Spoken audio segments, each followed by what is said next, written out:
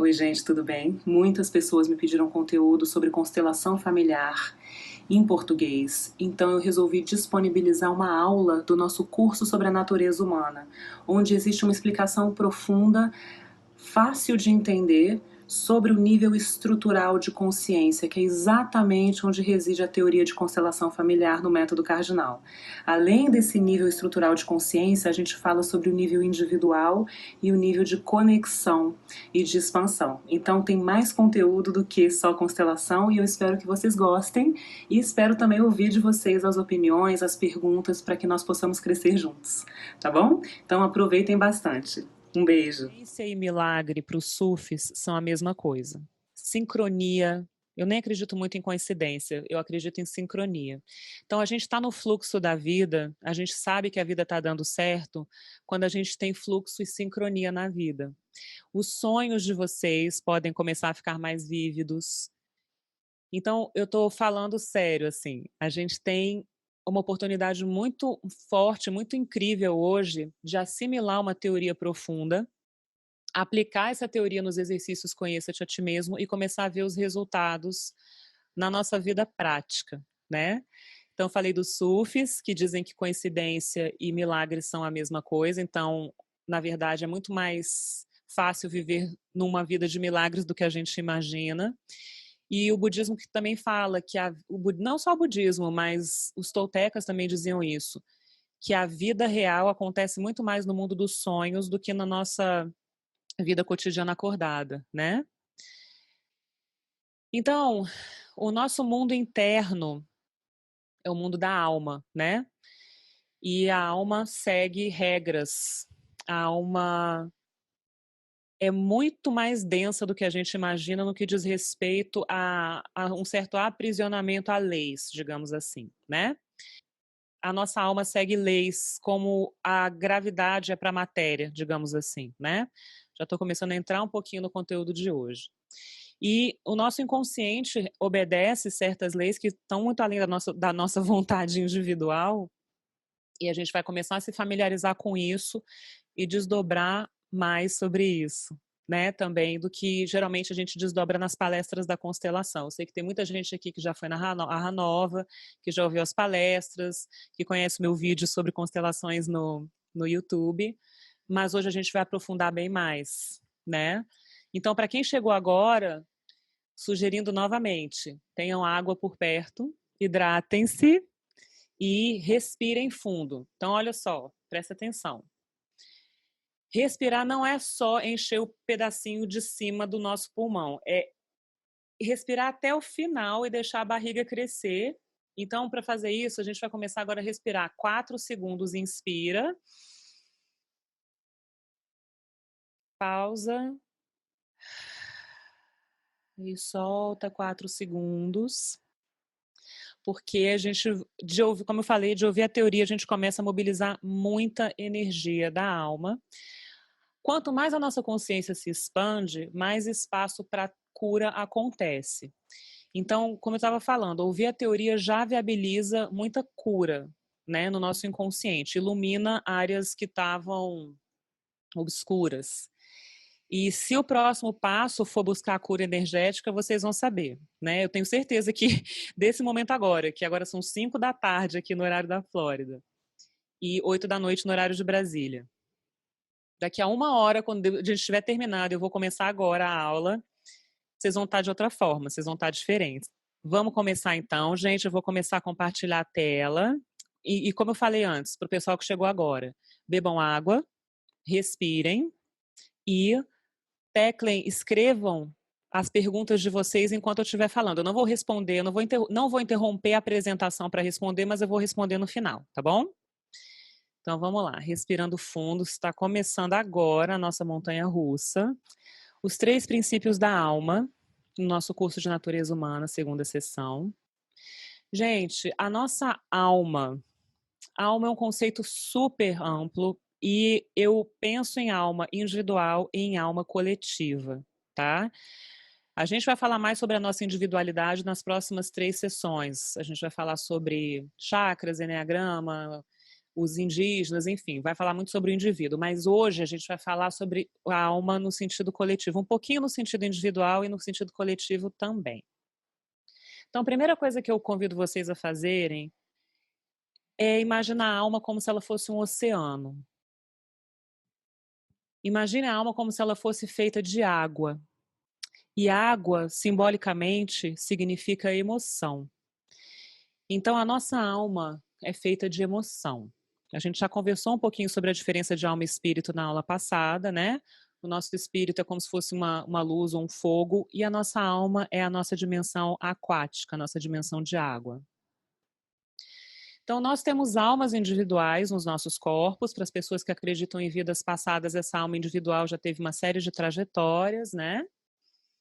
E o nosso corpo humano é majoritariamente feito de água. Então, o nosso cérebro é feito de água. A gente vai ter uma aula sobre medicina chinesa, eu vou falar um pouquinho mais sobre isso. Mas quando a gente conversar aqui sobre alma e sobre o indivíduo, imaginem a água, o nosso corpo, a nossa alma como feitos de água, como o nosso corpo é majoritariamente feito de água. E, na verdade, não existe uma separação tão dualista assim, não, tá? O nosso corpo reflete as nossas emoções.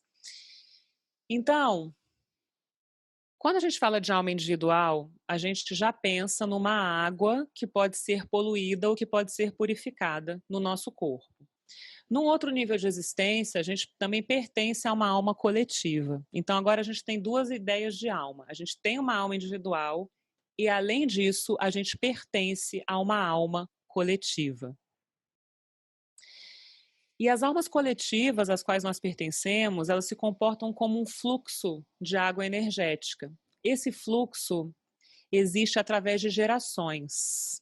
As gerações que abarcam as nossas famílias, então bisavós, avós, pais, nós mesmos, filhos, netos, bisnetos, né? É um fluxo de água. Vamos usar essa imagem da água aqui. Gerações culturais e gerações da humanidade. Então, uma coisa que eu já quero começar a chamar a atenção de vocês é o seguinte: às vezes as famílias são tão grandes que pessoas de gerações familiares diferentes pertencem a gerações culturais e de humanidades de outra natureza. Por exemplo, tem gente que tem o tio mais velho do que o sobrinho. Isso é comum no Brasil, né? Isso gera uma certa confusão na alma, então já torna essa alma individual mais complexa, tá? As pessoas que pertencem à mesma família compartilham o mesmo oceano da alma.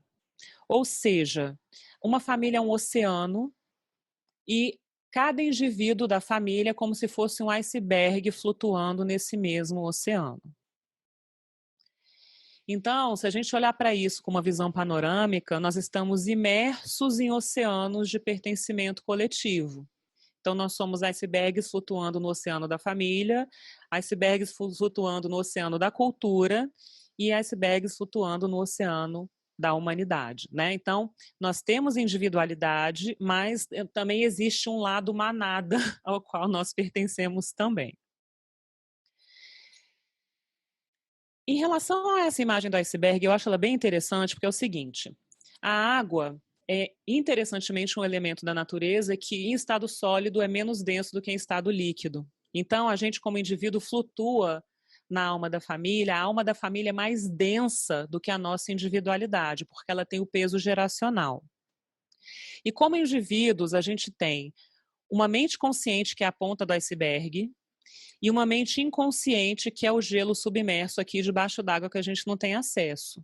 Mas a nossa vida, o nosso percurso de vida é muito mais determinado por 90% ou mais. Eu geralmente, gente, é sério mesmo, em constelação eu falo muito isso. Eu tendo a ver a maioria das pessoas com 99% de inconsciente e 1% de consciência. No que diz respeito a relações familiares, eu não estou falando aqui de outras relações, tá? Mas em relação ao inconsciente da família, a gente tende a ser muito cego. E eu vou falar por que aqui em breve, nessa aula, tá? Então, pensa que de 1 a 10% você tem consciência e está fora da água e você está aqui vivendo na sua vida cotidiana, mas a maior parte da sua vida é determinada por uma parte que está submersa no oceano da família, né? E mais amplamente no oceano da cultura e no oceano da humanidade. Então vamos imaginar 3 níveis de consciência aqui da alma. O nível oceânico, que são as experiências geracionais, o pertencimento coletivo. A ponta do iceberg, que é a nossa mente, então tem o nível oceânico e o nível do iceberg, né? O nível do iceberg tem a mente individual, que é a ponta, que é a mente consciente, e o gelo submerso, que é a mente individual inconsciente. Então a gente compartilha o mesmo oceano inconsciente com os nossos ancestrais. O que isso quer dizer? O Hellinger, que é o criador das constelações familiares, diz que até 4 gerações para trás, ou seja, você, sua mãe, seu pai, né? Seus avós e bisavós compartilham o mesmo inconsciente coletivo. Na prática, isso significa o quê? Que o que aconteceu com a sua bisavó pode ser sentido por você como se fosse uma experiência sua, que de fato é. Não é a sua experiência individual, mas é uma experiência do oceano coletivo da família. Tá? A gente já vai falar um pouco mais sobre isso. Então, debaixo d'água, as nossas mentes submersas têm acesso a todas essas experiências. Então, você está aqui pequenininho nessa geração, esses icebergs aqui são bisavôs, por exemplo. Olha o tanto de experiência acumulada que tem aqui. Eles são grandões e você é pequenininho. E vocês estão aqui compartilhando, ó. Você tem acesso a essas experiências, mesmo que não sejam histórias oficiais. Essa é a grande questão também que a gente vai desenvolver mais para frente, tá? Você sente no coração um peso e você sabe no inconsciente que algo aconteceu na geração do bisavô, mas você não sabe uma história oficial, então você só tem aquela sensação de desespero. E a gente já vai entender como é que, o que isso significa e o que isso traz para a nossa vida, né? Então, o que acontece? Quando o conteúdo coletivo de gerações passadas invade a mente de um indivíduo, de algum membro da família, essa pessoa pode perder seu senso de individualidade. Na abordagem da constelação familiar, é o que acontece, por exemplo, quando as pessoas entram em surto psicótico, entram em surto esquizofrênico, né? Quando a pessoa vai fazer uma transição para a vida adulta e não consegue fazer, tem muito conteúdo pesado na família. Então, quando alguém tem uma situação mental, uma condição mental não ideal, não saudável, existem várias explicações físicas, químicas, genéticas, bioquímicas, de vidas passadas, mas você pode ter certeza absoluta que se uma constelação familiar for feita, houve algum dano, algum problema na geração dos avós e bisavós principalmente, que não foi resolvido, a gente chama isso de ferida aberta na alma da família, e isso se manifesta na forma de doença mental em gerações futuras. A gente vai falar mais sobre isso também. Isso eu estou introduzindo para vocês. Essa imagem é muito interessante, eu não sei se vocês sabiam, eu não sabia disso até pouco tempo atrás, né?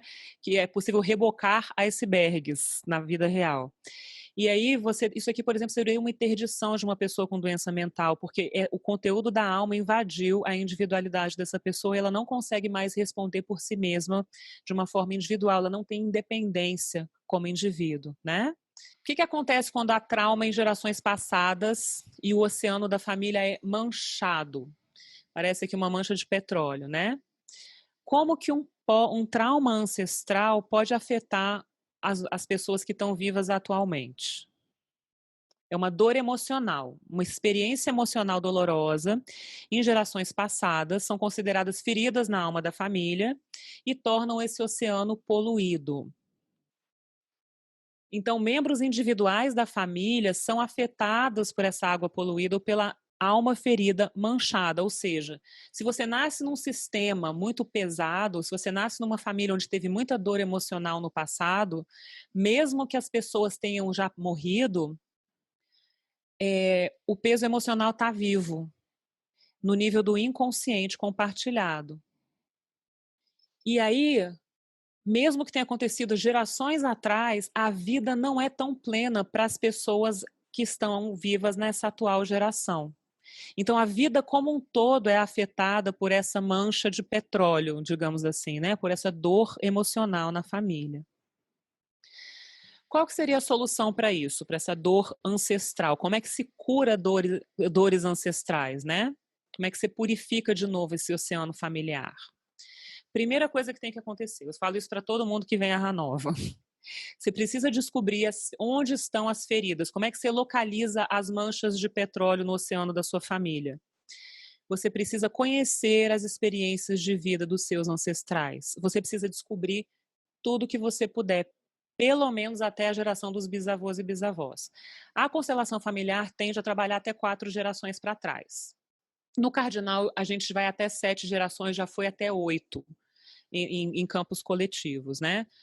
E as pessoas geralmente não sabem nem nome de bisavô e bisavó. Então, a primeira providência que você precisa tomar para curar a alma da família, e se você sabe que uma família está com algum problema, quando tem gente atualmente na sua família que não está bem, que não está feliz, pode ser você, pode ser seus filhos, pode ser um irmão, e aí você vai vasculhar o passado da sua família. Então, primeira coisa, localize, descubra sobre a vida dos seus ancestrais e descubra se teve alguma dor, algum problema. Segunda coisa, observe as feridas ancestrais como parte da alma da família, que pertencem a você em nível estrutural. Então, gente, o que acontece? Você tem um primo que tem um problema com drogas, e aí você fala, problema dele não é problema meu. É problema seu sim, porque vocês partilham a mesma alma da família, vocês estão imersos no mesmo oceano, vocês carregam o mesmo DNA em algum nível. Então, no nível do DNA, aquilo te pertence, tá?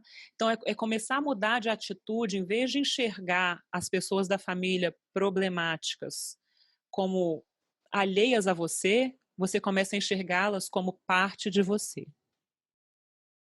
Terceira coisa, honrar as experiências dolorosas dos ancestrais. Não tem nada mais poderoso na nossa vida do que honrar os nossos ancestrais, mesmo que eles tenham sido pessoas complicadas e problemáticas. Porque se a gente não honra, aquela energia continua flutuando. Isso aqui é um iceberg azul.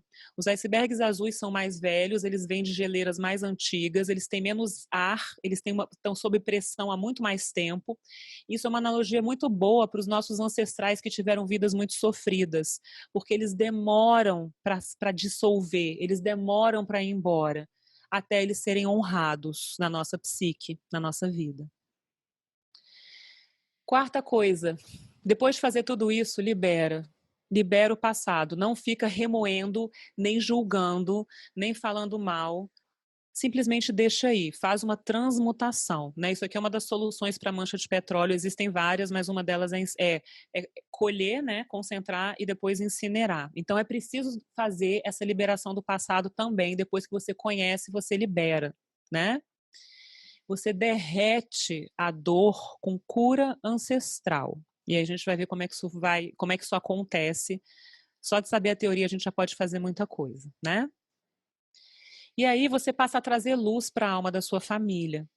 Você começa a iluminar a alma da sua família com a sua atitude pessoal. Quando a gente não faz isso, é que nem lei da gravidade, gente. Se eu pegar esse copo d'água aqui e deixar ele cair no chão, ele vai cair porque existe algo chamado gravidade. No que diz respeito à alma da família, é a mesma coisa. As feridas emocionais da alma, quando elas não são liberadas, elas aparecem nas gerações seguintes na forma de espirais descendentes, ou seja, é como se fosse literalmente um redemoinho que vai puxar alguns membros das próximas gerações. Nesse momento, muita gente pergunta, bom, então as leis da alma não são justas, porque os justos pagam pelos pecadores. O ancestral cometeu alguma coisa lá atrás e ficou impune, e aí agora o neto vai nascer com uma doença genética, por exemplo. É injusto para uma consciência individual, sim. O pessoal que acredita em vidas passadas vai dizer, bom, mas nasceu assim porque cometeu crimes em vidas passadas. A constelação não fala de vidas passadas, não que não exista, né? Não é que não exista, mas eles não contemplam isso. A gente tem que olhar por esse ângulo, né, na constelação. A alma não conhece indivíduos. A alma coletiva da família vê tudo como o grande oceano, e os icebergs fazem parte do oceano e vão derreter no oceano. Então, a alma coletiva não conhece individualidade, entendeu? Então, a gente não pode falar de justiça individual com essa lógica. Essa é a questão. Então, vamos respirar fundo. As feridas ancestrais que ainda estão abertas se fazem presentes nas novas gerações na forma de representação. Então, solidão, algum membro da família que é muito solitário, que vive sozinho, que não consegue se relacionar, tristeza crônica é indicação de ferida na alma da família. Sensação de opressão constante é indicação de que tem algo no passado que está mal resolvido. Comportamentos autodestrutivos, doenças, principalmente doença em criança, câncer infantil, qualquer doença em criança, se você fizer uma constelação, você vai descobrir que tem alguma coisa pesada no passado da família. Na geração dos avós e bisavós. Às vezes na geração dos pais, é mais raro. Geralmente é avô e bisavô.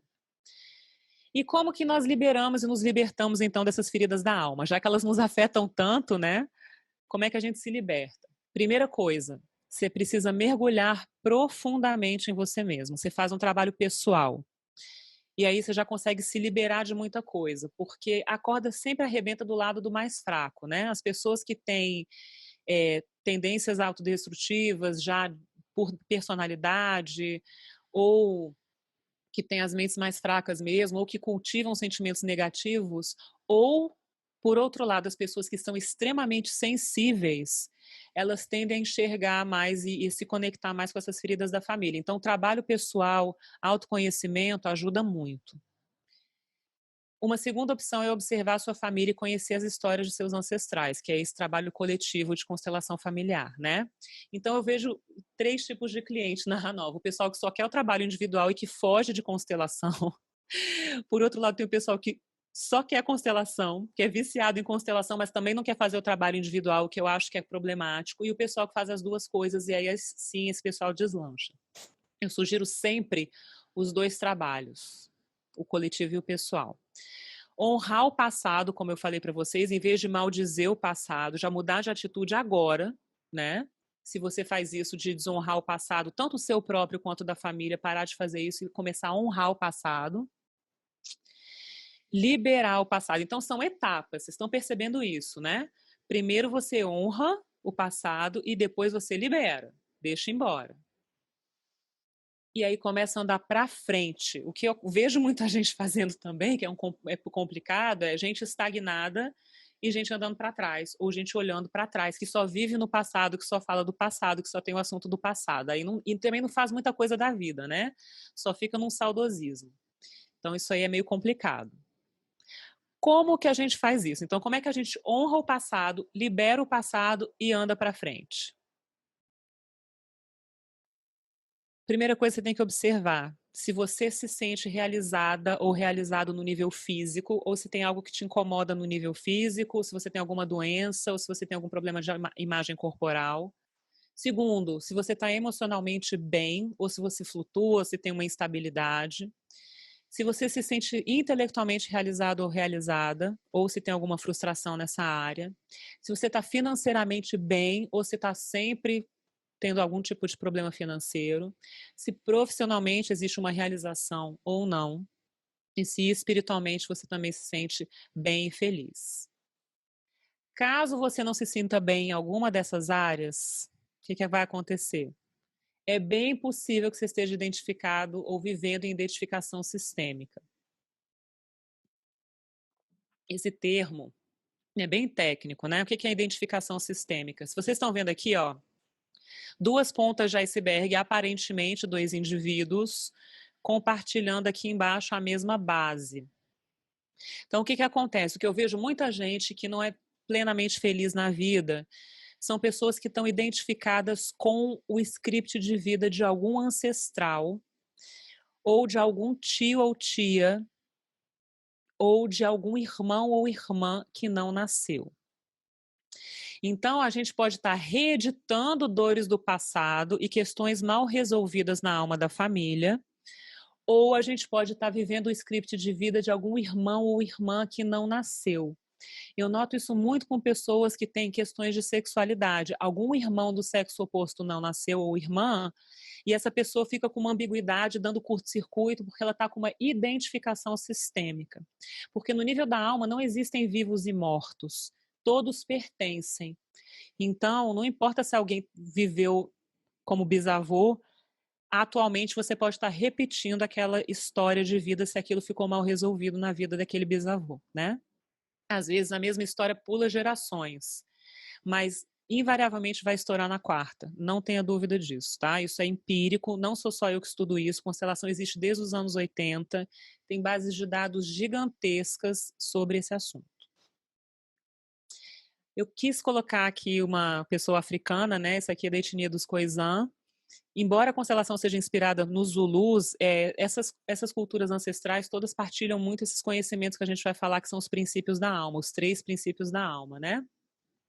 Então a gente olha para o passado e libera fazendo o quê? É muito sublime, é muito simples, né? Tudo que é simples e profundo tende a ser muito verdadeiro e muito eficaz.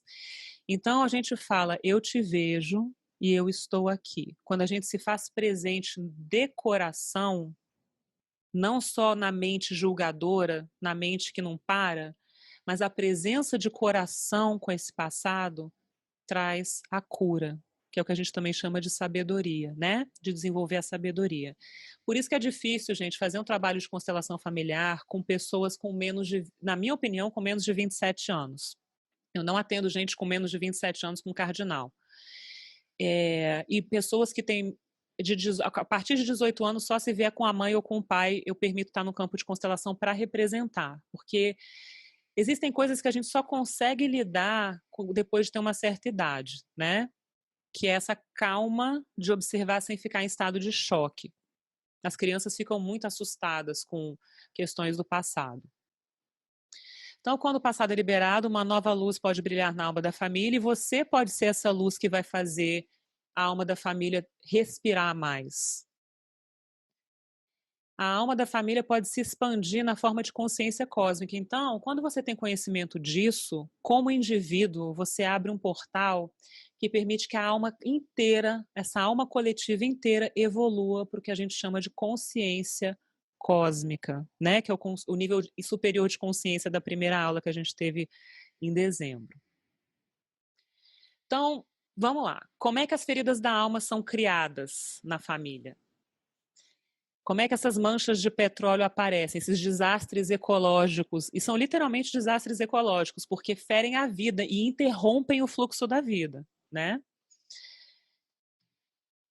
Os bloqueios emocionais acontecem dentro do que o Bert Hellinger chama de 5 círculos do amor. Então, o fluxo da vida, isso aqui é um crop circle, né? Que chama agrocírculos, né? O círculo de lavoura na Suíça. Estou usando essa imagem aqui porque foi a melhor que eu achei para explicar exatamente o que acontece. Essa bolinha aqui é o primeiro círculo, essa aqui é o segundo círculo, essa é o terceiro, o quarto e o quinto, que é a expansão total. Então, a natureza humana, ela tem um percurso que tem o potencial de se desenvolver até o 5º nível de existência, mas pouquíssima gente vai até o 4º e menos gente ainda consegue ir até o 5º círculo do amor. E, infelizmente, a maior parte da humanidade até agora, dizem que depois de 2012 a humanidade está mudando, né? Mas até a maioria das pessoas está presa no primeiro círculo do amor, que é o quê? Vocês lembram do oceano compartilhado, né? Então, nós temos acesso às experiências do passado da nossa família. Então, tudo que acontece na nossa família, até o momento que os nossos pais se conhecem, está no primeiro círculo do amor. Então, os nossos pais se conhecem e tudo que aconteceu na família dos dois antes deles se conhecerem é o primeiro círculo do amor. O segundo círculo do amor é o momento da nossa concepção, a nossa infância e a nossa adolescência. Então, tem muita gente que está presa aqui nesse círculo, presa na própria infância, presa em traumas de divórcio dos pais, preso numa gestação complicada emocionalmente, né? Ou numa adolescência turbulenta.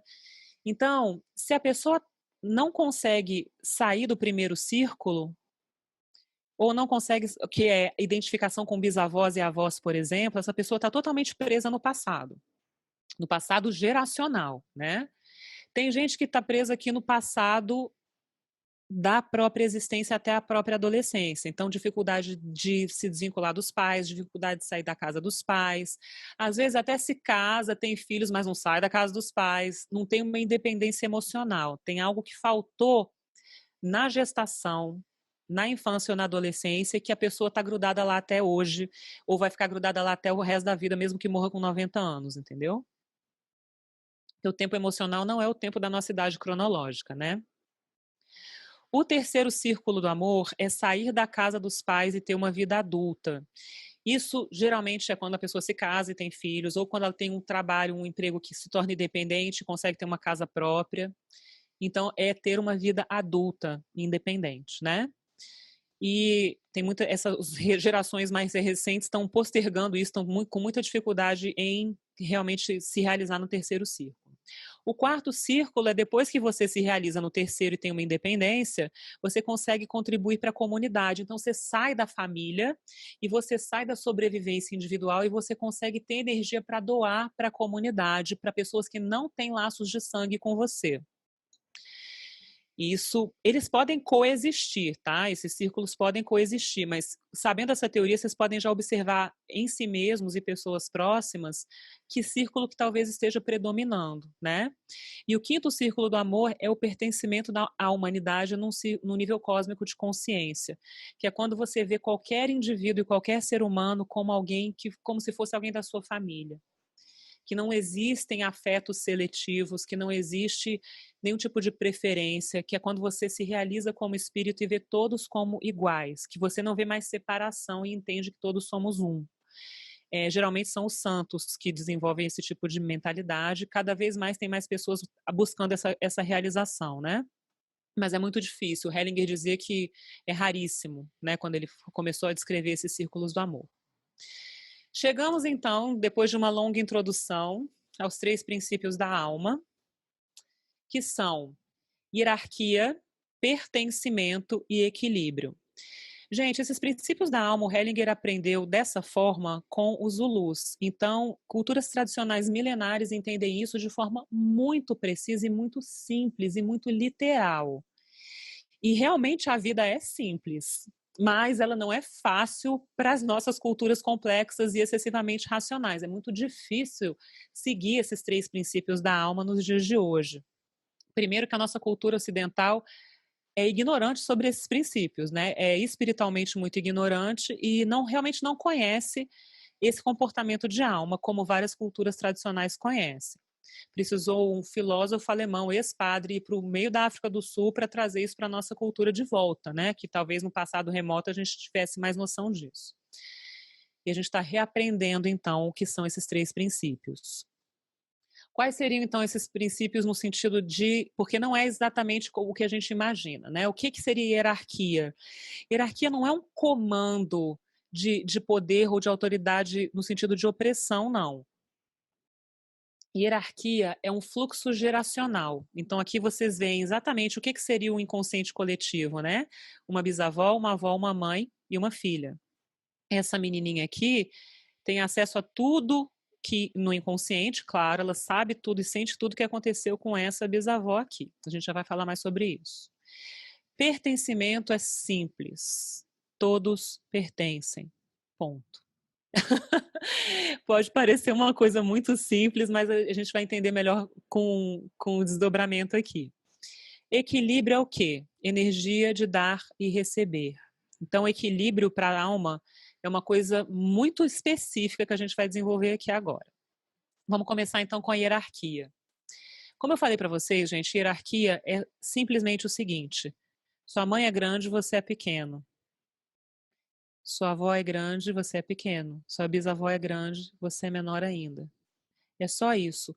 Existem escopos e tamanhos geracionais. Hierarquia é só isso. Um filho é menor que uma mãe. Um neto é menor que uma avó. A avó é maior que a mãe e que o filho. Ponto. A bisavó é maior que todo mundo, né?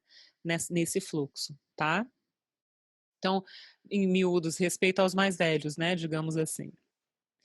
Então, quando a gente faz uma constelação e chega uma pessoa da 7ª geração, é exatamente essa proporção aqui. Tá você pequenininho hoje, esse é um ancestral seria um ancestral de 7ª geração e esse aqui de 4ª geração, né?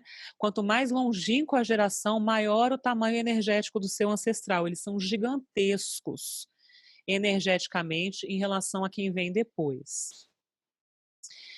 Quais são os problemas que a gente tem em relação à hierarquia? O primeiro de todos é a arrogância. O Hellinger fala, né? A humanidade tem vários problemas, inúmeros problemas, e a raiz de todos eles se resume a uma palavra só, que é a arrogância. Se a gente abrisse mão da arrogância, a gente não teria problema. Ele fala isso literalmente, né? Então, a arrogância intrínseca de gerações mais novas, que é não honrar e não respeitar pai e mãe, avô e avó, bisavô e bisavó. E não é no sentido de fazer uma criação e ficar gritando só na presença, não. É no inconsciente, é uma arrogância inconsciente. A gente vai entender aqui como é que isso funciona. E o segundo problema em relação à hierarquia é a falta de consciência própria em relação à sua posição sistêmica. É saber o seu tamanho e o seu lugar na família. A gente já vai entender como é que isso funciona. O que leva à arrogância é uma mente infantil, é uma mente não desenvolvida, é a mente de uma criança. Então, o primeiro tipo de arrogância é o julgamento. É julgar a personalidade, os defeitos e as experiências dos pais e dos ancestrais. Então, vamos supor, um avô teve um colapso financeiro e levou a família à falência. Família super rica, e aí o avô fez uma besteira e levou a família à falência. Os filhos e os netos têm ódio desse avô, xingam o avô, falam mal do avô. Esses filhos e netos, em vez de tomar a força do passado, aceitar aquilo e ficam em julgamento, a vida deles não vai para frente. Toda vez que a gente tem um problema de julgamento em relação à personalidade de pai, mãe, de avô e de avó, a nossa vida não é legal. A nossa vida não é boa, a nossa vida não dá certo. Em alguma área vai colapsar. Julgamento consciente ou inconsciente, né? Não importa a idade, você pode ter um adulto com uma mente de uma criança de 7 anos, tá? O nosso julgamento infantil começa quando o cognitivo se instala com 7 anos, mais ou menos. A gente começa a julgar no inconsciente, né? Então, são pessoas que passam pela vida com uma mente permanentemente julgadora em relação aos ancestrais e aos pais. Então, a vida dessa pessoa, em alguma área da vida, não vai dar certo, ela não vai ser plenamente feliz, tá? Segunda questão importante é a mente infantil como arrogância no cuidado emocional. Isso é mais ardiloso, porque passa a imagem de que a pessoa está cuidando dos pais. Agora, a gente não pode cuidar emocionalmente dos pais. Eu não estou falando de cuidado físico com pais idosos, de zelar pela saúde física e pela integridade física de pais idosos com problemas, com doenças. Não é disso que eu estou falando. Eu estou falando de cuidar emocionalmente dos pais no sentido de, minha mãe é tão sozinha, minha mãe é tão carente, eu vou ficar com ela em vez de ter uma vida, em vez de casar, em vez de ter um marido, em vez de viajar, eu vou ficar cuidando da minha mãe. Isso é a mesma coisa que a folha devolver a seiva para o tronco e para a raiz, porque a vida, isso é contra a lei da vida, né? Então, aqui, por exemplo, você tem uma inversão. O avô está aqui curtindo a netinha, tudo bem, mas a filha cuida mais do avô do que da própria filha. Isso eu vejo demais, gente. Não só nas minhas constelações, eu vi isso na formação. O tanto de gente que presta mais atenção nos próprios pais do que nos próprios filhos. Que praticamente abandona os filhos emocionalmente para ficar olhando para os pais, né? Essa aqui é uma posição também do filho protetor com o pai. Não que seja errado cuidar de um pai idoso, mas no sentido emocional é muito complicado. Mães carentes que sugam os filhos e se fazem de vítima e coitado, e os filhos nutrem essa mãe, isso é uma inversão, né? Porque a nutrição deve ser de mãe para filho e não de filho para mãe. Aqui na família real, se a gente fosse analisar sistemicamente, tá tudo errado, né? A rainha da Inglaterra é a mais velha, ela tinha que estar aqui à esquerda, o filho dela à esquerda, e o pequenininho está aqui no meio das gerações. Se fosse uma foto emocional, isso aqui estava todo errado. O filho cuidando do pai, no meio da avó. Então, a gente tem que saber o nosso tamanho e o nosso lugar. A gente não pode sair do nosso lugar, não pode entrar numa situação de inversão. Mas o que acontece? Por que as crianças têm um prato cheio para desenvolver essas mentes arrogantes? Porque, às vezes, os pais e os avós e os bisavós dão um motivo, né? O que a gente chama de motivos sistêmicos, que permite que as crianças desenvolvam uma mente arrogante. Quando existem adultos imaturos na família, quando mãe ou pai se comportam como crianças, quando não sabem conduzir a própria vida. As crianças veem exemplos de pais ou mães ou avós e avós infantis. E aí cria uma confusão, dá um curto-circuito. A criança começa a achar que ela é melhor, começa a achar que ela é maior, começa a julgar o comportamento, porque também existe um comportamento inapropriado pelas gerações maiores, né?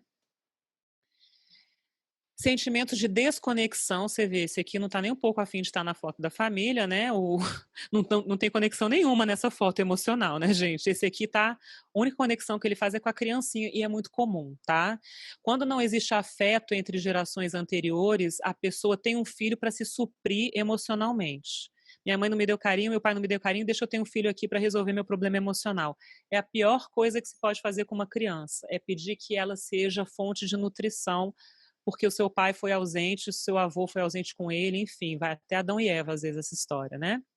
Isso aqui é a cena de um filme de uma sogra infernizando uma nora, e sogros e sogras são figuras paternas e maternas, tá? Então, para a alma, entrou no sistema, tem status de pai e mãe para madrastas, padrastos ou sogros e sogras, a alma não vê essa diferença, não tem essa sofisticação, não. Não é porque é vínculo de sangue, tá? É vínculo de alma. Então, quando uma sogra inferniza uma nora, quando existe disputa ou inveja, eu já vi muito também mãe disputando com filha, mãe despeitada com a beleza ou com a juventude da filha, sabe? Entre gerações não pode haver comparação e nem disputa, nem por parte da criança arrogante e nem por parte do adulto despeitado que não sabe envelhecer ou alguma coisa do tipo. Isso é um tipo de curto-circuito que eu vejo demais nas constelações. Qual que é a solução para o princípio de hierarquia ser respeitado, né? Para se alinhar, para a gente se alinhar de volta, para resgatar, para curar a hierarquia ferida? É o nosso senso de proporção, ou seja, qual é o seu tamanho, qual é o seu lugar no sistema. É só isso. Então, em resumo, o que é a hierarquia? Você é pequeno, sua mãe é grande. Sua mãe é grande, você é pequeno. Seu avô é maior ainda. É isso. E como é que você se comporta para obedecer ou para seguir a hierarquia? Saiba o seu tamanho e saiba o seu lugar no sistema. Não tente cuidar da sua mãe, não tente ser o que a sua avó não foi para sua mãe, por exemplo, né? Conecte-se ao fluxo no seu lugar, porque é só no seu lugar que você vai receber o fluxo da vida. Se você sair do seu lugar, você não vai receber a seiva, você não vai receber o rio caudaloso da abundância da vida, de jeito nenhum. Não existe condição para isso se você não sabe o seu tamanho e o seu lugar no sistema familiar. Ok? Segundo princípio, que é o que geralmente a gente vê mais problema, mais dor e dá mais trabalho, é o princípio de pertencimento. Então, qual que é a teoria por trás disso aqui? Todos pertencem, não apenas vínculos de sangue. Todas as pessoas que se agregam à família por casamento, então, enteados, madrastos, padrastas, segundos casamentos, os ex, não existe ex para alma, tá, gente? É primeiro marido, segundo marido, terceiro marido, quarta mulher, tem números, mas não existe ex, porque o ex, a ideia de ex fere o princípio de pertencimento. Pessoas que contribuem para o bem-estar da família, para a sobrevivência física. No Brasil, onde houve escravatura, todos os escravos de uma lavoura pertencem à família dos donos de engenho. A mesma alma. Porque houve sobrevivência, houve sangue, suor e lágrimas. Então, se houve uma dor junto, a dor cria vínculo na alma da família, tá? O risco cria vínculo na alma da família também. A ferida ao pertencimento é a exclusão. Toda vez que existe um excluído, existe uma dor na alma da família. Vocês lembram lá das manchas de petróleo? Então, feriu a hierarquia, criou uma mancha. Feriu o pertencimento, excluiu alguém, criou uma mancha. Por que isso é delicado? Porque existem membros oficiais e extraoficiais na família. Ou seja, ex-parceiro, só o termo ex já fere a alma da família. Relações triangulares, um parceiro oficial e um parceiro oculto, os três pertencem. E não existe a possibilidade de enganar uma criança no nível do inconsciente. Se o pai tem uma amante, a criança sente. A mulher também, tá? No inconsciente a gente sabe tudo. Então não adianta querer achar que você está enganando alguém, porque oficialmente pode não saber, a ponta do iceberg está ali vivendo, mas no oceano submerso compartilhado todo mundo sabe, todo mundo sente, e às vezes isso se manifesta na forma de doença, na forma de depressão, na forma de o que quer que seja, tá? Então, amantes não oficiais, as pessoas que escondem, que nunca apresentam namorado para a família, coisa do tipo, estão criando um problema de exclusão.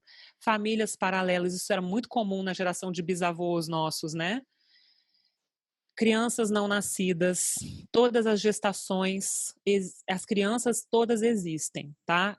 Tendo nascido ou não, elas existem e pertencem. Então, às vezes a família tem 2 filhos oficiais, mas na verdade são 4, porque 2 crianças não nasceram. A alma entende número, tá, gente? Eu sempre falo que a alma é geométrica. Então, é importante você contar os membros da família. E a criança que acha que é a primogênita, às vezes ela é a terceira, porque houve 2 gestações antes. Isso é importante para a alma da família, sim, o inconsciente sente. Todos os segredos são exclusões. Todos os colapsos financeiros que são tabus, que as pessoas não tocam nesse assunto, não falamos nesse assunto. Toda vez que se cria um assunto proibido, vira uma exclusão. E qual que é o problema? O coração sempre sabe, mas a gente não quer enxergar. A gente abre um olho e fecha o outro, né? E a exclusão, esse que é o grande dano, ela é um buraco negro. Ela é um buraco negro que vai sugar alguém da família. Tudo que é excluído se faz representar. E no nível inconsciente, o excluído se torna o centro gravitacional do inconsciente da família, tá? Então, o que eu já vi na minha experiência pessoal? Tem milhões de casos documentados, tem muita literatura sobre constelação. Vou dar um exemplo, eu sempre uso esse exemplo. Pessoas viciadas em crack geralmente estão representando abortos. Tem vários irmãos que não nasceram ou tios que não nasceram, e essa pessoa está mais conectada ao mundo dos mortos do que ao mundo dos vivos. E ela se destrói, ela destrói o próprio corpo porque ela está representando todos os excluídos da família, tá? A pessoa, a energia excluída, se fará ser vista pelas próximas gerações. Então, se você comete uma série de feridas, se você cria uma série de feridas na alma da família, você pode não viver as consequências na sua vida, mas os seus netos e bisnetos com certeza vão de alguma forma ser afetados. Doenças genéticas, pessoas que não conseguem se afirmar financeiramente ou profissionalmente ou afetivamente, né? Alguma representação vai ter nas gerações seguintes. Obesidade, sempre é a representação. A pessoa está segurando um ou mais, além dela mesma, ela está abrigando um irmão ou uma irmã que não nasceu no próprio corpo. É a coisa mais comum que eu já vi em constelação. A pessoa que tem desordem alimentar e principalmente obesos, elas são 3 ou 4 pessoas aqui nesse corpo, né? E é o seguinte, você não pode olhar para um obeso e falar, você está representando irmãos que não nasceram. A gente não faz isso em constelação familiar. É um sistema fenomenológico, ou seja, você não supõe nada, você vê com o olhar vazio. Você tem que ver o campo, a pessoa tem que constelar. O que você vê? Você vê um problema. E o que você fala? Bom, vai constelar isso, vai constelar a sua obesidade. E aí tem alguma questão na família, com certeza, que está excluída e se fazendo representar no corpo daquela pessoa. Autodestruição, o que você vai fazer? Você vai falar para a pessoa, vai constelar. Porque comportamento autodestrutivo não é natural. É o que a gente chama de interferência. Algo está excluído e se fazendo representar na vida daquele membro da família. Droga, álcool, comportamento autodestrutivo em geral, tá? Automutilação, né? Colapsos financeiros, gente, não é natural isso. A pessoa que tem dificuldade com dinheiro, que tem dívida, enfim, a matéria, né, que não trabalha bem a matéria, ela está mais no mundo sutil do que no mundo físico. Tem alguma coisa na família que está se reeditando, que precisa ser visto, que não sossega enquanto não for visto, esse algo, né? E, geralmente é muito literal, a pessoa repete a história do avô, sabe Deus o que foi, né? Qual que é a solução para a exclusão, gente? Eu te vejo, abre os 2 olhos, abre o olho da alma e veja, vai atrás, inclua isso. A gente não pode ter segredo, a gente não pode ter tabu. Então, quando a gente enxerga com os olhos da alma, a gente inclui e aquilo é liberado, aquilo é curado. Então, acolha todas as histórias da família, por mais dolorosas que elas sejam, e inclua tudo que é, porque a alma só entende a verdade. A alma não entende bom e mal. Ah, meu avô foi mal. Ah, meu avô teve não sei quantas amantes. Não importa, elas pertencem. É sem julgamento. A alma não entende julgamento. Julgamento para a alma é exclusão. Julgamento moral, né?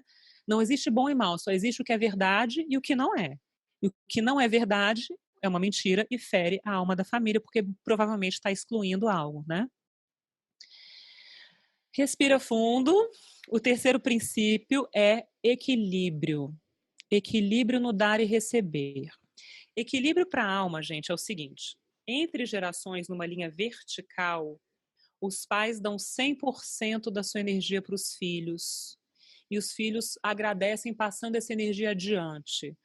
Ou tendo seus próprios filhos, ou fazendo bem para a humanidade, ou trazendo algo bom para o mundo. O agradecimento que a gente dá aos nossos pais pela vida que foi dada a nós é fazer algo bom para a humanidade, é trazer aquilo para a sua vida e fazer algo bom para o mundo.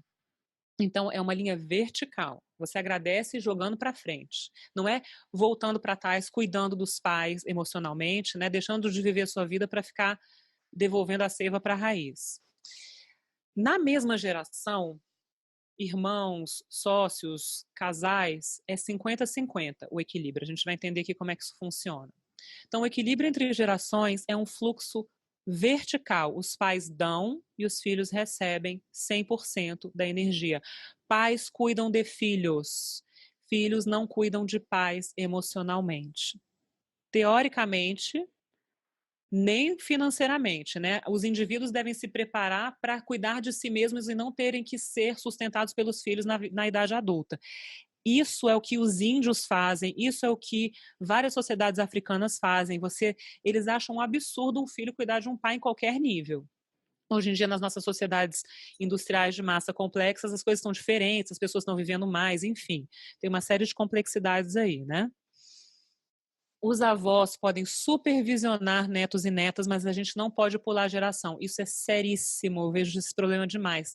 Trambolho em constelação, porque a pessoa não valida o pai e a mãe e acha que o avô ou a avó são a figura materna ou paterna. Os adultos na cabeça dessa pessoa, as pessoas organizadas, são a avó ou o avô, porque elas acham que o pai e a mãe são infantis, que não se identificam com o pai e mãe e acham na avó ou no avô a figura ideal, materna ou paterna.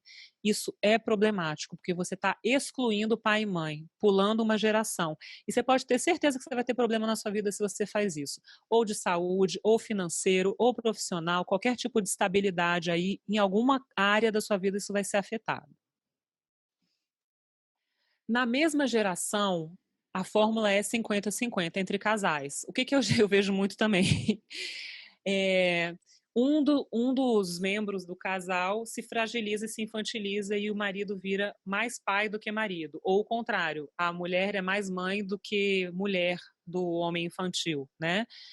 Então, quando a gente se infantiliza com o cônjuge, a gente está desequilibrando e está ferindo a alma da família. E se tem um filho, a criança fica confusa, porque a criança acha que o pai está cuidando de três. Por exemplo, o casal tem 2 filhos, mas a mulher é infantil. Ou o casal tem 3 filhos e o homem é infantil, a mulher é a provedora, cuida dos 3. As crianças acham que o pai é um deles, né? Fica confusa no nível da alma. Gente, entre irmãos não existe hierarquia, existe precedência por idade. Então, o número 1, 2, 3, 4, se tem 7 filhos, o mais velho tem precedência em relação ao mais novo. Mas não é uma hierarquia, é uma precedência, isso é um pouquinho diferente. Irmãos têm uma relação de 50-50. O irmão não pode cuidar do outro. Eu vejo, não é raro ver caçulas cuidando da manada inteira dos irmãos, os irmãos colapsados e o caçula na posição de pai provedor. Eu já vi isso demais. E complica, porque você está, né, desorganizando a geometria da alma da família. Entre amigos, gente, 50-50, e a amizade tem que ser leve. Eu vejo bastante gente na Ranova com problema com amizade. Se tem problema com amizade, não é amizade, é projeção de trambolho familiar. Você deve ter algum irmão, alguma irmã, alguma prima que está projetando nessa amizade, porque a nossa vida social, se a gente tem ferida no primeiro círculo ou no segundo círculo, e a gente não resolve, a nossa vida social vai ser totalmente espelho, permeada pelos trambolhos emocionais do primeiro e do segundo círculos do amor. Se você tem amigos problemáticos, você não tem amizades saudáveis, porque você está projetando problemas emocionais de família. Porque a amizade naturalmente é leve, tá? Amigo serve para você se divertir, não é para te dar trabalho. Eu não estou dizendo que você não pode ser solidário com amigo na dor. Eu estou falando de amigo que dá trabalho, que é bem diferente, tá? Parceiros e colegas de trabalho, colegas de negócio, gente. O que eu vejo também quando a gente faz constelação de empresa, questões profissionais, pessoas sobrecarregadas no trabalho, porque fulano, eu ganho mesmo que fulano e o fulano não faz nada e eu faço tudo. Olha, é muito fácil. O seu chefe é seu chefe, as pessoas que estão no mesmo nível que você estão no mesmo nível que você, e se você está sobrecarregado, você está projetando alguma questão emocional do primeiro ou do segundo círculo do amor na sua vida profissional. Os problemas de dar e receber são dois, tá? Tem aqueles que doam demais e aqueles que tomam demais. Ou seja, as pessoas que doam demais estão compensando algo. As pessoas que tomam demais estão compensando algo. O problema do terceiro princípio do equilíbrio é compensação em vez de solução. Então, aqueles que doam demais compensam por algo e se sentem culpados. E a gente vai entrar agora nesse assunto. E aqueles que tomam demais dos outros compensam pela carência e sentem uma cólera intrínseca. A gente vai falar sobre isso. Quem são os doadores compulsivos? São as pessoas que compensam por culpa. O que isso significa? Os pais tiveram uma infância tão horrível que a pessoa se sente culpada de ter uma vida boa. Então ela faz tudo pelos outros, abre mão de si para ver se consegue aplacar a culpa. E ela recebe demandas de todas as direções e fica super sobrecarregada. Por quê? Olha lá, o resultado de doar demais é que você fica numa sobrecarga sem tamanho. Que vai acontecer? Qual que é a estratégia do doador? Criar uma imagem incontestável para aplacar a culpa. Ou seja, eu recebi muito da vida, eu posso ser feliz, mas eu faço tanto pelos outros, eu dou tanto, eu me sobrecarrego tanto, que aí eu não sou tão feliz assim. Então eu não estou tão diferente das pessoas que sofrem na minha família. Eu não preciso me sentir tão culpada por ser feliz. Então, esse é o problema da pessoa que doa demais. As pessoas que só tomam em excesso, elas estão compensando pela falta. Provavelmente os pais foram ausentes, emocionalmente complicados, não foram pais consistentes. Então, essa pessoa tem permanentemente uma consciência de escassez. E elas demandam dos outros numa vida adulta o que os pais não deram para ela e fazem os outros se sentirem culpados. Como você se atreve a me deixar sozinho? Como você não faz isso por mim? Porque ela sempre é a vítima que sofreu muito na infância e que agora precisa ser cuidada, né? E por trás dessa demanda daqueles que tomam demais, existe uma cólera de não ter recebido no momento certo, ou na gestação, ou na infância ou na adolescência, né? E a estratégia de tomar energia em excesso dos outros é uma manipulação para preencher o vazio interno.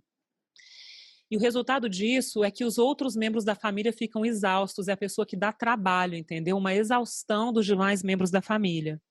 Na medicina chinesa, a gente vai falar sobre isso na aula sobre os 5 elementos. É a criança ávida que suga tudo dos pais, ou dos pais substitutos, porque para a pessoa carente, os filhos viram pais substitutos, os colegas de trabalho viram pais substitutos, o vizinho, o amigo, quem quer que seja, né? A pessoa vai sugar de quem ela achar, onde ela achar um pescoço, ela vai estar lá mordendo. Então, a solução para essa questão do equilíbrio ou do desequilíbrio, né, no dar e receber, é equilibrar essa balança, ou seja, em gerações diferentes, os pais dão e as crianças recebem, mesmo que o pai tenha 80 anos e o filho tenha 50. Os pais não podem exigir dos filhos, não é papel dos filhos nutrir os pais. Na mesma geração, irmãos e amigos, gente, a natureza tem uma sabedoria que é: irmãos devem se divertir, irmão não deve dar trabalho para irmão, irmão não deve exigir nada de irmão, amigos não devem dar trabalho. Amigos e irmãos são feitos naturalmente para trazer diversão para a nossa vida. Se não é assim, tem alguma interferência, tem alguma coisa errada. No caso de vida profissional, sócios, colegas de trabalho e de comércio, é preciso haver trocas de valor justas. Então, olha, com clientes, por exemplo, cobre preços justos. Para o seu trabalho, exija uma remuneração justa, não trabalhe mais do que você recebe, né? E também não deixe de trabalhar pelo que você recebe, porque tem as duas questões. Às vezes a pessoa ganha um mega salário e não faz nada, e às vezes a pessoa ganha um salarinho e faz demais, né? Em relação a sócios também. 50-50, se são 3 sócios, se são 4 sócios, que seja proporcional, tá? A divina proporção é a solução nesse caso. A partir de agora, então, sabendo de tudo isso, quais são as suas atitudes individuais? Virar o Dalai Lama. Ou se inspirar nele, né? Não, não é isso não, olha só. Primeira coisa, de novo, recapitulando, a gente está voltando ao que a gente falou no começo dessa sessão. Veja a verdade. Às vezes é muito doloroso ver a verdade, mas é a coisa que mais cura. A grande semente do método cardinal é a verdade, que para os indígenas verdade, cura e proteção são a mesma coisa. Se você vive na verdade, você não fica doente em nenhum nível, não é só físico. E se você vive na verdade, você está sempre protegido. Esses indígenas, né, que eu me inspiro para fazer que eu me inspirei para desenvolver o cardinal, eles são polissêmicos, verdade, cura e proteção são a mesma coisa, eles não veem diferença nisso. Então, ver a verdade é a solução para todos os problemas, sempre, tá?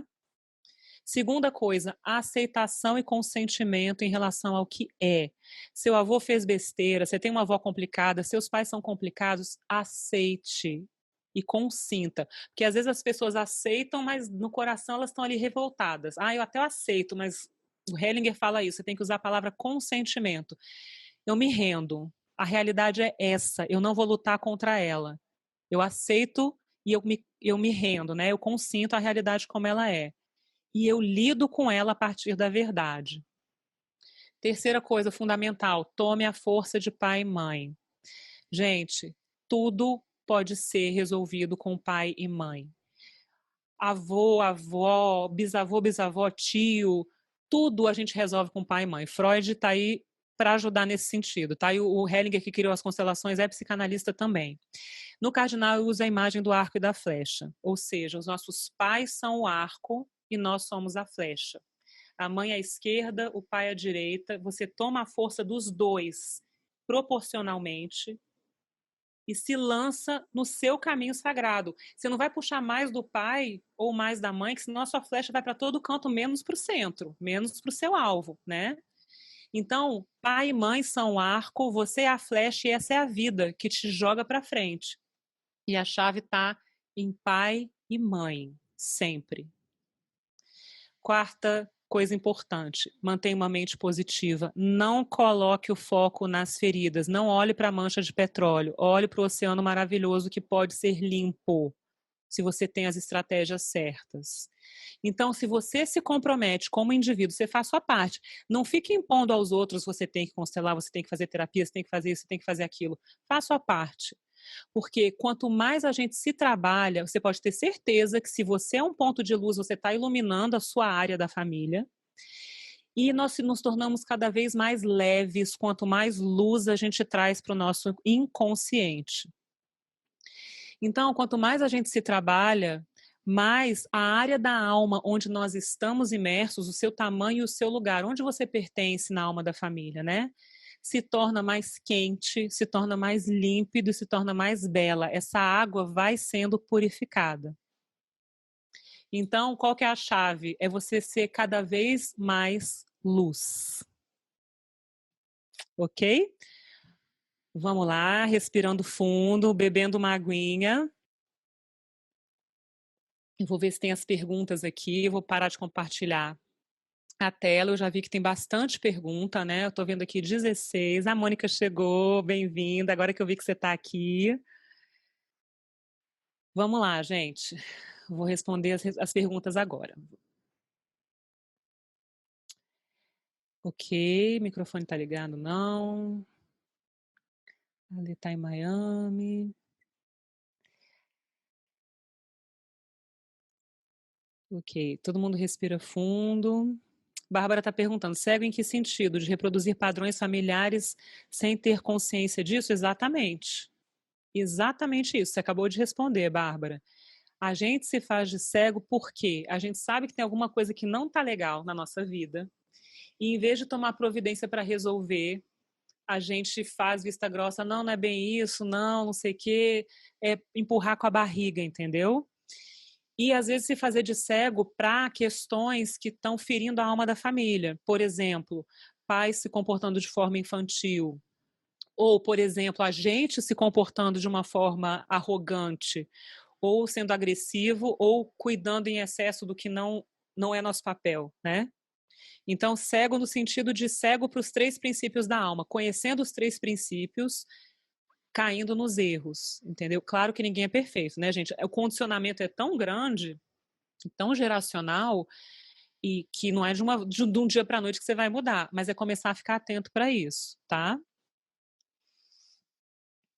Todo mundo respirando. Ok, o Ernesto está perguntando. Eu sinto que, por exemplo, a minha mãe é uma pessoa triste. Ela teve um aborto entre os meus outros 2 irmãos. Tá. Foi muito difícil entender a minha sexualidade no começo da adolescência. Agora vejo o porquê dessa dificuldade. Ernesto, a gente não pode, como eu te falei, a gente não pode supor, né?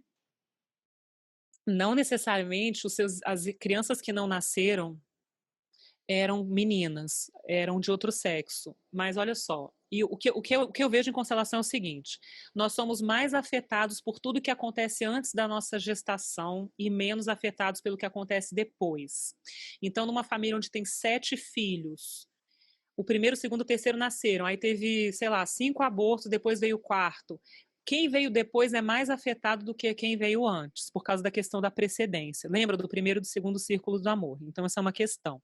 Segundo, não há como supor se essas crianças eram de um sexo diferente, a não ser que você constele, a não ser que você faça uma sessão energética. Não precisa ser constelação, tá? Theta Healing, o Cardinal vê muito isso, qualquer outra modalidade body talk, você pode, se for prioridade, se a gente estiver pronto para saber, a informação vem. Não necessariamente, porque eu quero saber, isso não é oráculo, isso não é uma coisa que deva ser tratada de uma forma leviana, isso é muito sagrado. Qualquer trabalho com a alma é muito sagrado. Por isso que a gente tem que ter cuidado ao abordar isso e fazer com pessoas respeitosas, né? E não com aventureiros. Mas é o seguinte, se ouvir essa teoria, isso é muito importante também, ouvir essa teoria mobiliza alguma coisa na gente. Tem coisa que eu falei que vai chamar a atenção de A e vai passar batido pela maioria. Outra coisa que eu falei que vai chamar a atenção de B. O que chama a sua atenção vai por ali, porque você está começando a puxar o fio de Ariadne nessa história, entendeu? Então, o Ernesto está falando aqui, o meu irmão também é gay e não temos o mínimo contato. Tá. Quando irmãos não se falam, quando irmãos não estão conectados, pode ser uma questão de personalidade, mas eu vou falar uma coisa que está na constelação, na teoria de constelação, e que eu vejo empiricamente, consistentemente, 100% das vezes isso é confirmado. O maior vínculo inconsciente, o vínculo inconsciente mais forte que existe é entre irmãos. Então, se tem irmão que não nasceu, a culpa do sobrevivente é muito grande. Então, a pessoa que nasceu e tem irmãos que não nasceram, ela tende a inconscientemente se sabotar, não se permitir ser feliz, para de alguma forma estar em lealdade familiar, que é um conceito super forte de constelação, é lealdade na dor. Então, assim, eu não me permito ser feliz, mas pelo menos eu estou na dor com você, né? Então, essa autossabotagem é muito comum. Mas, como eu te falei, tem que ver o campo. Você teria que constelar para ver isso daí, né? Ou fazer alguma outra modalidade de cura. Quando os filhos não se dão bem, isso é uma dor enorme para os pais. Uma outra coisa que eu não falei, gente, que é o seguinte: muita gente se sabota para se vingar dos pais. Não existe nada que possa ferir mais aos pais do que um filho infeliz, um filho doente, ou um filho que se mutile. É a maior vingança que se pode cometer contra pai e mãe é ser infeliz ou se fazer mal. E muita gente se programa inconscientemente na infância, uma vingança da criança destrutiva. Inclusive, uma das sessões do Cardinal que eu desenvolvi é justamente a criança interior, para a gente ver as vinganças inconscientes que foram programadas na infância, entendeu? Porque não não falar com o irmão, com certeza torna os pais tristes, mas porque de alguma forma alguém quer atingir os pais de alguma forma. Não dá para ficar especulando, porque a gente tem que ver o campo, mas eu estou falando aqui de teoria geral, né? A Bárbara está perguntando aqui. Quando eu era mais nova, eu sempre tive dificuldade de obedecer regras. Com a constelação, eu percebi o quanto eu quebrava esse primeiro princípio e eu estava completamente fora do meu lugar. A natureza humana tem essa arrogância intrínseca, tá? Isso é um universal. Todas as culturas têm regras morais, princípios morais, tem até os yamas e niyamas dos hindus, que eu falo sobre isso no meu curso de cristais e chakras, que a gente tende a arrogância até encontrar limite. Então, o grande aprendizado humano é que os pais tomem suas posições para botar limite na arrogância da criança, né? E isso é mais uma questão individual de personalidade, talvez, do que os pais abrirem terreno para você ser egoísta, né? Estou aqui especulando ao ler o seu comentário. Esse comportamento infantil da arrogância reverbera nos ascendentes diretos, por exemplo, pai, mãe e tios, ou pode vir de uma geração muito anterior? Pode vir de uma geração muito anterior. Tem comportamentos que pulam várias gerações e vão aparecer em você.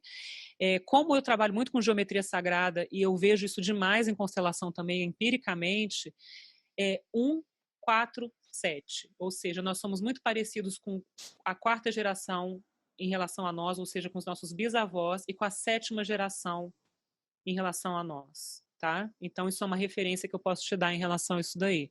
Não necessariamente, de novo, é muito específico. A gente tem que ver o campo, né? Com quem que você é parecida na família.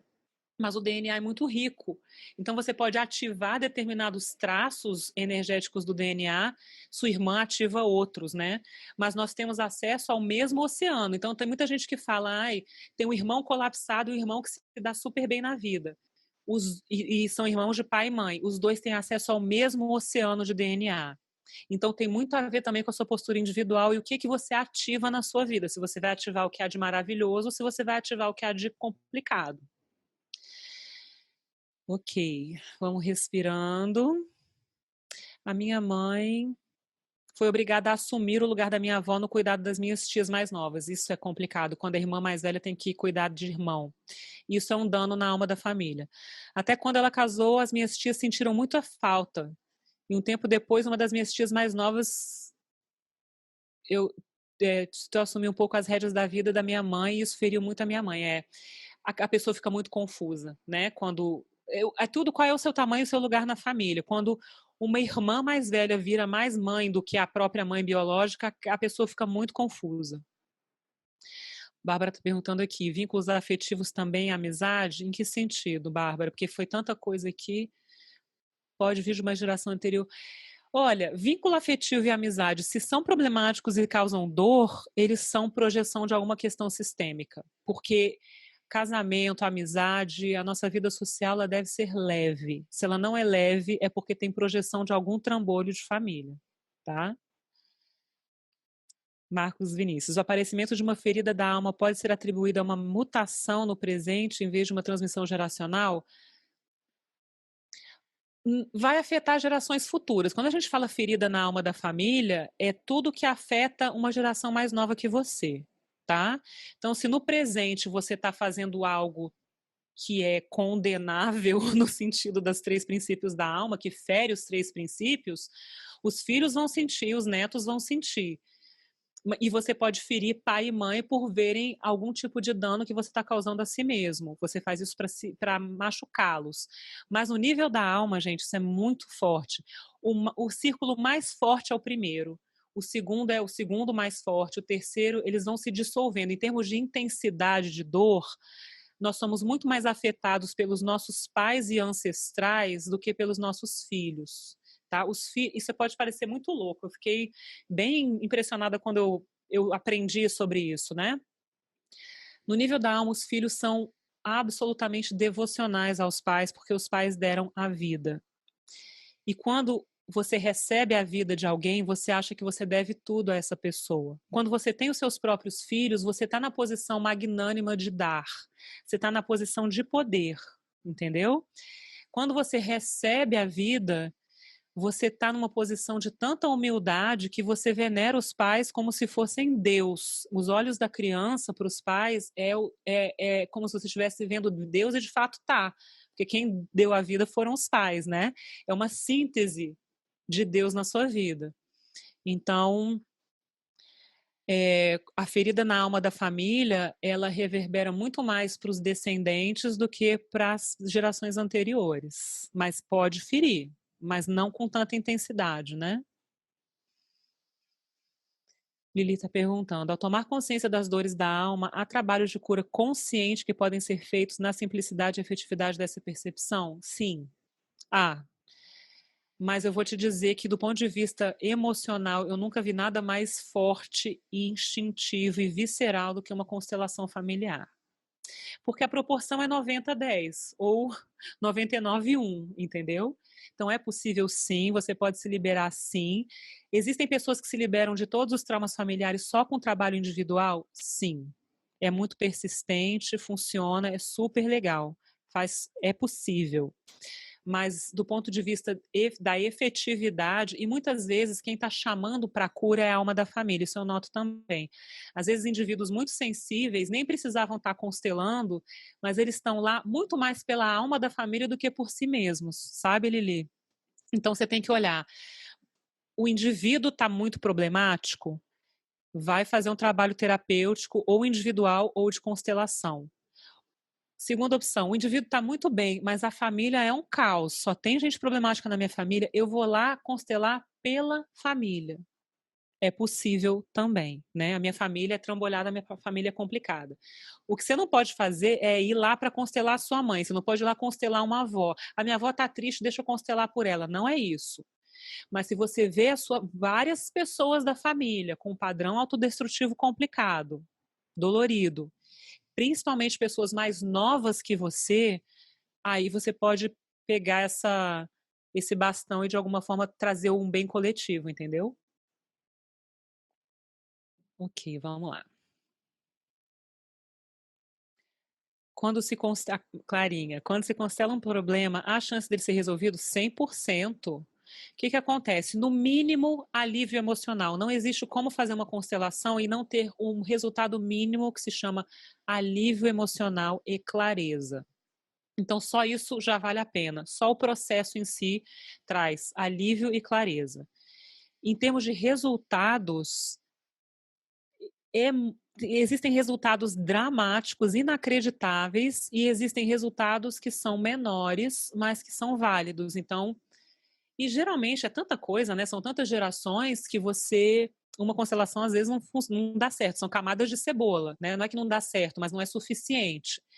E quando a alma da família está pronta, a constelação acontece. Às vezes a pessoa está pronta, mas a alma da família não está, então não vai ter constelação. Mas quando a alma está pronta, alguém vai se sentir inspirado a constelar, porque é um trabalho coletivo.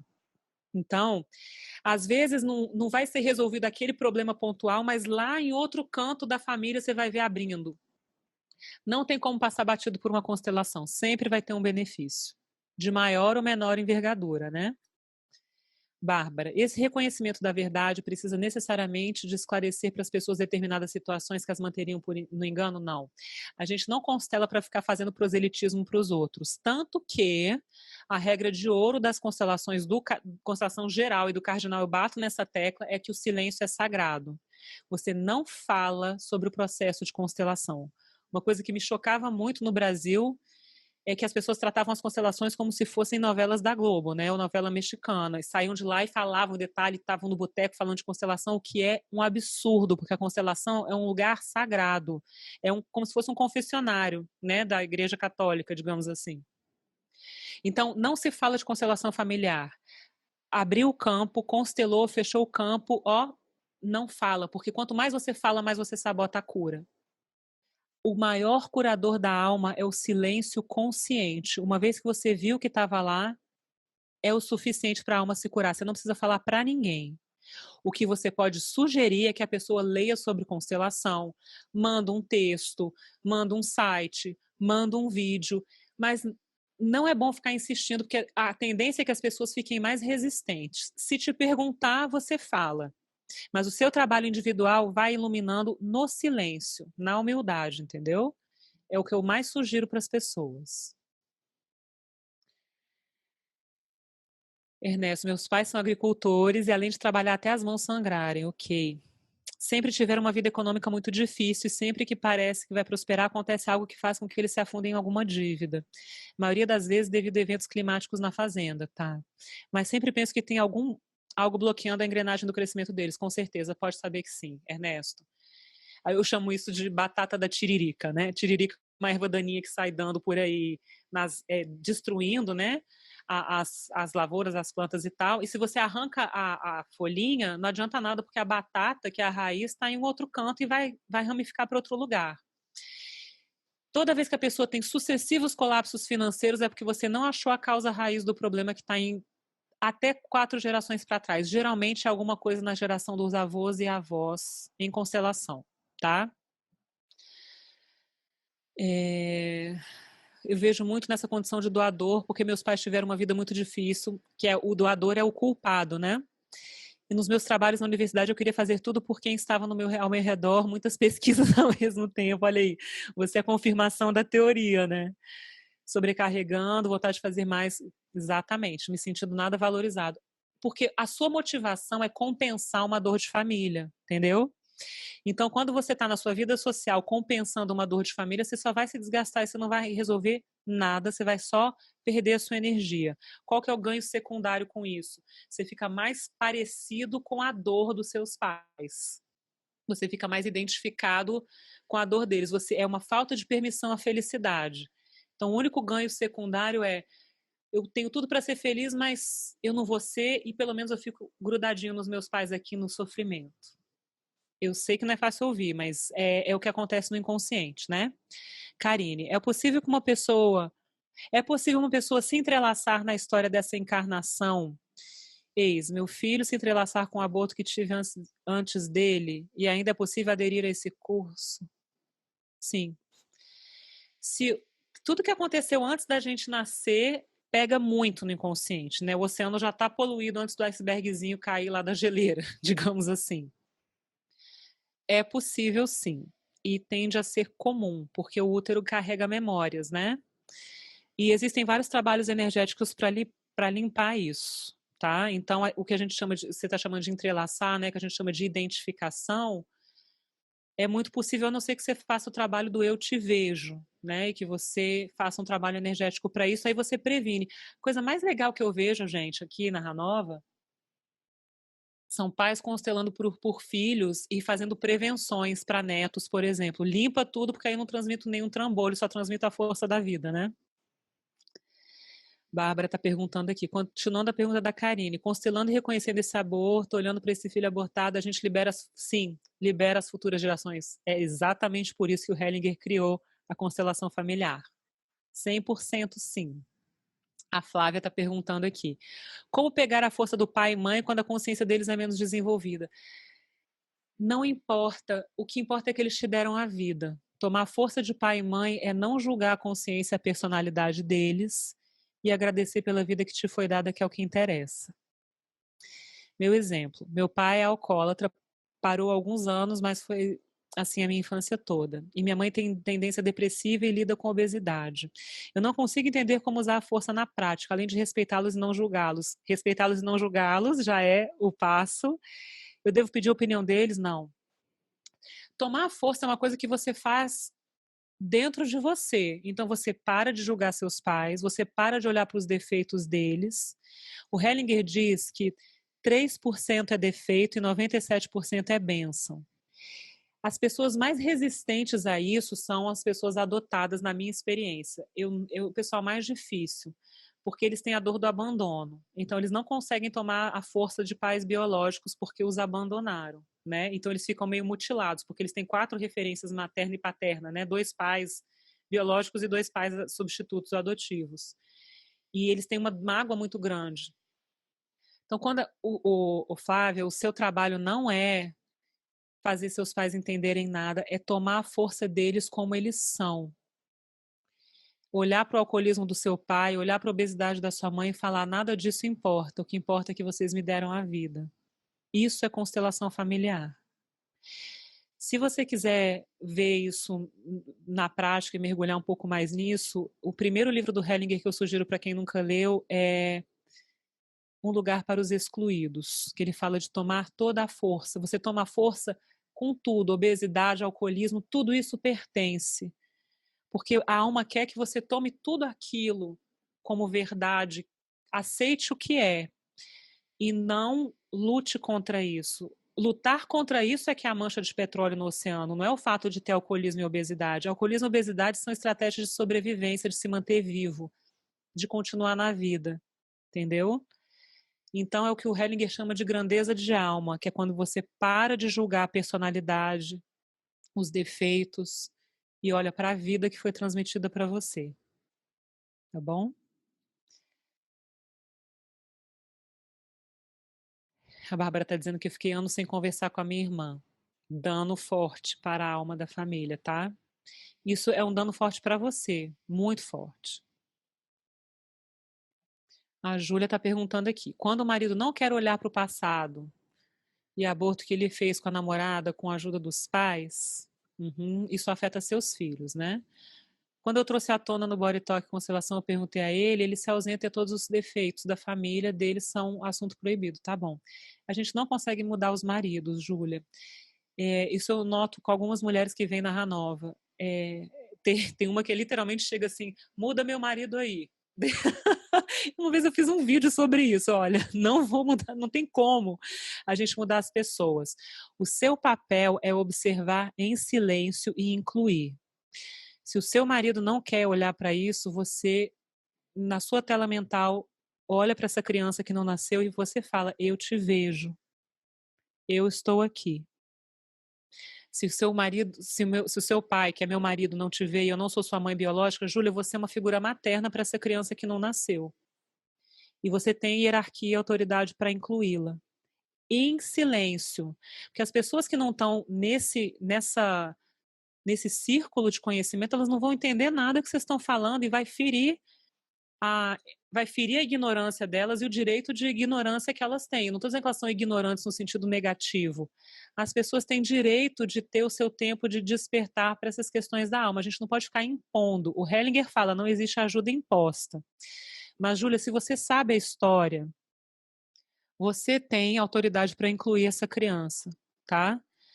E você inclui de uma forma muito simples. Põe a mão no coração, fecha o olho e fala: eu te vejo, eu estou aqui. E você vai aliviar muito para os seus filhos, né? Porque essa criança existe. É uma criança excluída, né? É. Sinto que só eu trabalhar não é suficiente. Eu sei que uma andorinha só não faz verão, mas você está fazendo a sua parte até onde você pode. Se você persiste, eventualmente alguém na família vai despertar. Eu estou te falando por mim. Eu comecei a fazer esse trabalho há muitos anos. E hoje em dia tem muita gente na minha família constelando, tem muita gente interessada, tem muita gente que está se abrindo no lado materno e no lado paterno. Júlia, então não desiste, vai fazendo a sua parte sem impor, que do nada são os milagres que a gente falou no começo, né? Alguém vai começar a despertar, alguém vai te perguntar, sem você impor nada. Deixa que a vida vai responder, tá? Você faz, a vida responde. Ah, Karen, a minha pergunta foi respondida nas perguntas anteriores. Legal. Júlia, ainda sinto que existe uma tristeza na minha família, um peso muito grande, especialmente quando o pai está presente. Olha, Júlia, a única coisa que eu posso falar para você é continua fazendo trabalho energético de autoconhecimento, continua constelando. Tem gente que vem todo santo mês a Ranova há quase 4 anos para fazer exatamente isso. Representar em constelação familiar é a coisa mais curativa que alguém pode fazer, tá? O trabalho é persistente, é que nem musculação, entendeu? Você faz uma vez, não, pode ser que não adiante tanto, você tem que persistir. A Alessandra está perguntando, tem sido poderoso para minha família, eu estar constelando para mim e minha família nesse processo, ter meu pai, buscar seu processo individual. Muito legal, né, Ale? Você vai iluminando e vai abrindo e mais gente vai entrando no barco, é isso mesmo. Onde os sistemas são muito rígidos, Júlia, talvez seja o seu caso, demora um pouco mais. Tem sistemas que deslancham e tem sistemas que têm uma rigidez. Varia de cultura para cultura, de pessoa para pessoa, de família para família, né? O caso da Lê é muito legal, mas a Lê é guerreira, persiste, corre atrás, é todo dia. A Júlia eu sei que também faz isso, que corre atrás. Talvez o seu sistema seja mais fechado, né, Júlia? No caso da Lê foi bem impressionante. A Bárbara também, é um estudo de caso super incrível. Não que seja melhor ou pior, mas onde tem mais treva também tem mais luz, né? As nuvens mais carregadas trazem as chuvas mais abundantes. Então não é para ficar triste, chateada, se a sua família ainda não está em abertura, porque o benefício individual que você está tendo é importante. Só isso já vale, né? A Karine, acabo de receber a notícia de meu irmão será pai de novo. Que legal, é divorciado, tem 2 filhos, alcoólatra, sem emprego, mas uma vida tá vindo, né? Olha só, Karine, alcoólatra sem emprego e sem noção. Minha sobrinha de 13 anos é super responsável, chorou demais, disse que o pai é um fracassado, irresponsável, que não consegue cuidar dos filhos, ele já tem, o que eu posso fazer para essa sobrinha? E ele é irmão. Olha só, Karine, você é tia, então a gente tem que tomar cuidado com as identificações na diagonal, tá? Porque a força, ela é na vertical, e a felicidade ela é na horizontal, mas digamos assim, né? Uma alegria de viver mais, a leveza é mais na horizontal e a força é na vertical. Força é na física a gente vê isso, né? Pressão é força sobre ar, o raio laser mesmo. Então, toda criança que nasce é uma oportunidade de luz que vai entrar na família, tá? E você tem que saber seu tamanho e seu lugar no sistema. A sua sobrinha tem uma mãe, e é a mãe que ela precisa recorrer. Você não pode. Eu não estou falando que você está fazendo isso, mas só fique atenta para não tentar substituir a mãe nesse drama dessa sobrinha, entendeu? Eu constelo demais sobrinha mais identificada com a tia do que com a mãe, porque a mãe é inconsistente e a tia é uma figura de apoio, né? Lili, deixa o meu abraço, legal, preciso ir, legal. Compartilhando essa história total confiança no grupo. Gente, é um grupo de total confiança, como são os grupos de constelação. Isso aqui, as nossas histórias curam, nos ajudam a nos curarmos, né? Toda história ajuda a curar a alma.